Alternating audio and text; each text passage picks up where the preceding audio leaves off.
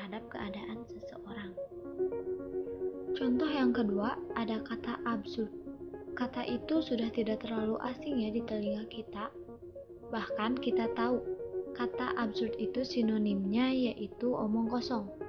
Berarti antonim dari kata absurd itu sendiri adalah masuk akal. Nah, contoh yang ketiga, ada kata elastis. Elastis berarti mudah berubah bentuk. Jadi, antonim dari kata elastis ini adalah kaku.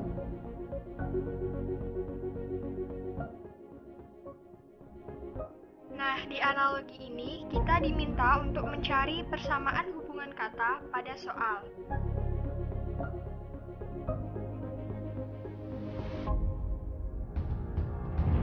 Jika telah menemukan hubungan makna kata tapi masih bingung, buat kata-kata tersebut menjadi kalimat dengan menggunakan hubungan analogi yang ada.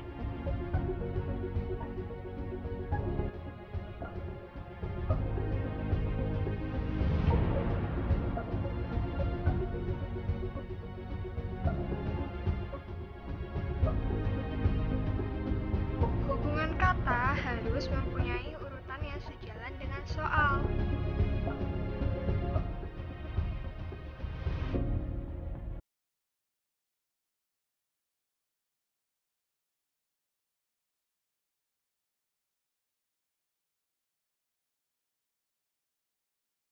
Cermati dalam menentukan jawaban. Terkadang kita harus mencari jawaban dengan analogi yang dibalik.